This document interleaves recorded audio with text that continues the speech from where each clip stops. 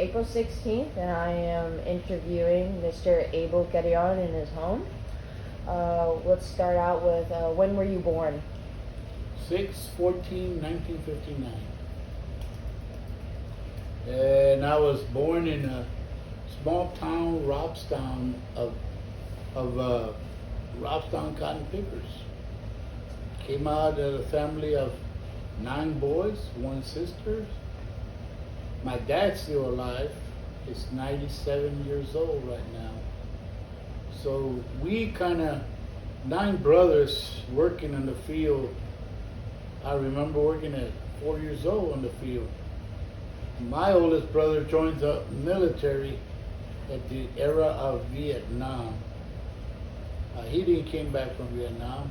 So he went in the military and we followed, my other brothers followed him to break the stigma of being a migrant worker. So as he went down, the other brother went down too. Skipped one of my oldest brothers, and then I jumped in. And then another brother came in, and then another brother came in. And then we got about 3 nephews. We got some cousins, girls' cousins and guys' cousins that are still in the military. As far as I know, we got 26 family members and 1 inactive right now in the military. But as a disabled veteran, I do like to speak with veterans about veteran benefits. Always try to help benefit. When you were in the military, or when you joined boot camp, did you experience, did you have any issues, during that time because of racism or anything like that? Did you have to go through anything like that?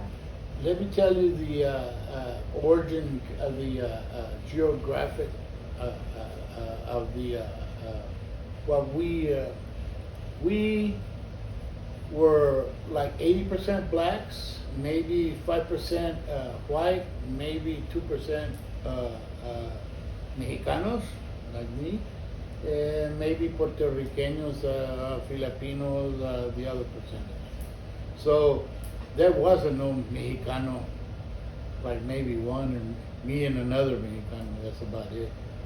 But as Rachel's, you encounter that all through the military and all aspects of life.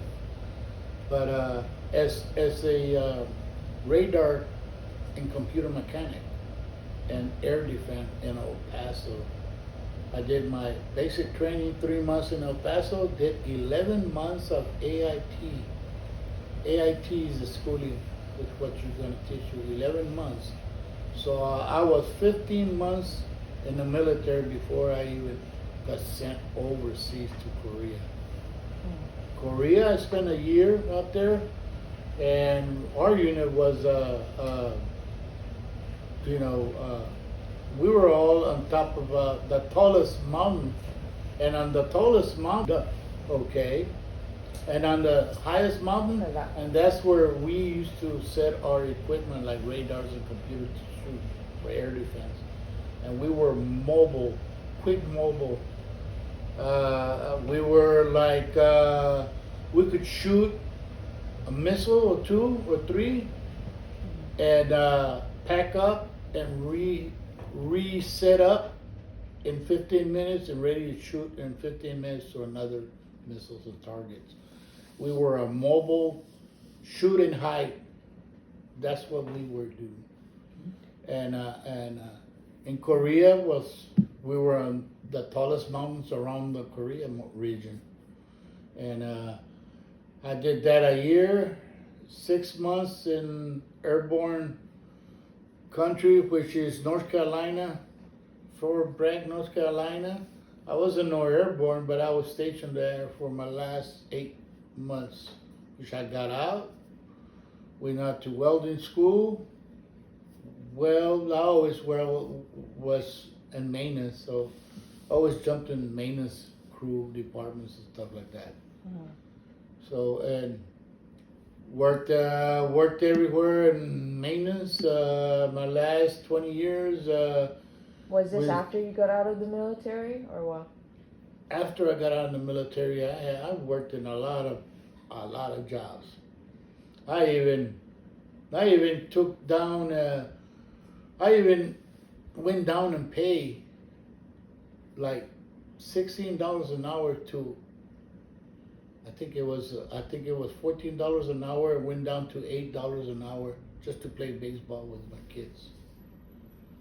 And you know what? It was hard, but with Mama permission and we worked it out and we hustled, and all three kids were we played t-ball. Did you get married when you got married? Were you in the military still, or were you already discharged? When I got married, yes, I got married right after I finished Del Mar school, and we got married, and it was tough for us, very tough. We got married when I was 26. My wife was 27, right? And right now, we're happily married, 41 years old, with 3 kids, 3 sons, and we're looking at life as we're preparing our life for the golden years, which we're hitting right now, where aches and pains. Who said golden years were golden? I think it's pewter. When you were, while you were in the military, while you were deployed, were there times you were ever like scared? Definitely. When they assassinated the president of Korea, we were in DEFCON. What was that president's name, if you don't mind me asking? It was probably Lee. Okay. I'm sorry. Okay. You gotta What year? delete that. Okay. Okay. Yeah, so the military got DEFCON 1, DEFCON 2, 3, 4, right? Mm-hmm. We went down to DEFCON 2. They passed out our bullets. And that's the first time I got scared. I said, oh shit. But I was at peacetime, right? At peacetime, there was no war, but that was the scare that I had. At my time, in my era, there was no war.